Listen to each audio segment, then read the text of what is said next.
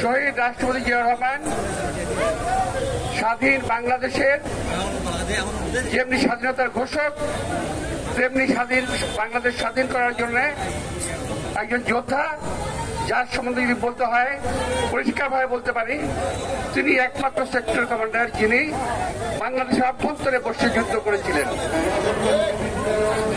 অন্যান্য সকল সেক্টর কমান্ডাররা বাংলাদেশের বাইরে ভারতের অভ্যন্তরে অফিস করে অফিস চালিয়েছেন, কিন্তু শহীদ রাষ্ট্রপতি জিয়াউর রহমান তিনি বাংলাদেশের অভ্যন্তরে থেকে যুদ্ধ করেছেন। সংস্কার করতে পারবে না। শহীদ রাষ্ট্রপতি জিয়াউর রহমানের যদি আমরা বলতে যাই, আমরা যদি রাস্তা ধরি, এই যে গার্মেন্ট সেক্টর শহীদ রাষ্ট্রপতি জিয়াউর রহমানের অবদান, বৃক্ষরোপণ শহীদ রাষ্ট্রপতি জিয়াউর রহমানের অবদান, স্বাস্থ্য খাতে শহীদ রাষ্ট্রপতি জিয়াউর রহমানের অবদান, আরো বহু আছে। তারপরে বাচ্চাদের শিক্ষার বিষয়ে শহীদ রাষ্ট্রপতি জিয়াউর রহমানের অবদান। এইরকম বহু সংস্কার তিনি করেছেন, কিন্তু কোনো ঘোষণা দেন নাই। আর আজকে আমরা দেখছি সংস্কারক সরকার দেশে বাংলাদেশে একটা সংস্কারক সরকার, ওনারা সংস্কার করার জন্য ইম্পোর্ট করে বাইরের থেকে মানুষ নিয়ে আসতেছেন, যারা এই দেশের নাগরিকও না, এই দেশের প্রতি তাদের মহত্ববোধ নাই, এই দেশকে তারা ভালোবাসে না। তারা কি করে দেশে মানুষের সংস্কার করবে আমি তো বুঝতে পারি না।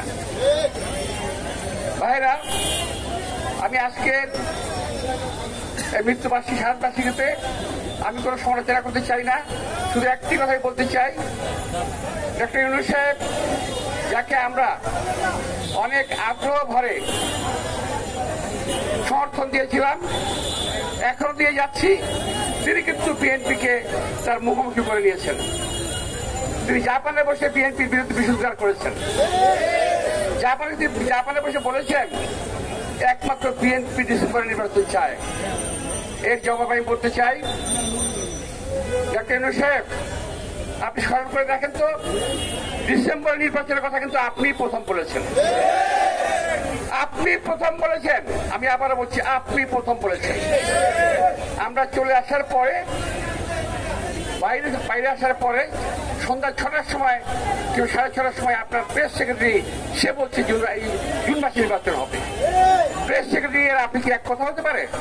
এক কথা নয়। সুতরাং নির্বাচনকে টাল ভাঙা করে পিছানোর চেষ্টা করবেন না। আমরা খুব ভালো জানি ডিসেম্বর নির্বাচন না হলে এই বাংলাদেশের কখনো নির্বাচন হবে না। এই বাংলাদেশ প্রধানত হবে বিদেশি প্রভুদের হাতে। আজকে আমার এখানে আমরা যেভাবেই হোক খাদ্য বন্টন করছি, আমরা কাপড় দিচ্ছি, সেন্ট মার্টিনে খাওয়া নাই, কাপড় নাই, মানুষ বাচ্চা কাচ্চারা স্কুলে যেতে পারে না, সেদিকে কোনো খবর নাই। সেন্ট মার্টিনে কি এমন হয়ে গেল বাংলাদেশের লোকেরা যেতে পারবে না, ওখানে কি এমন ঘটনা করছে আমরা জানতে চাই। সাজেকে কি ঘটনা করছে আমরা জানতে চাই। আমি কথাগুলো বারবার বলছি। আবার অনেকেই বলছেন নিউ মরিন টার্মিনাল।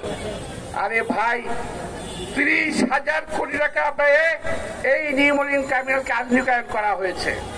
বিশ্বের যে কোনো টার্মিনালের মতোই এই টার্মিনালের অত্যন্ত কর্মক্ষমতা রয়েছে, অনেক রকম সকল রকম সুবিধা রয়েছে এই টার্মিনালে।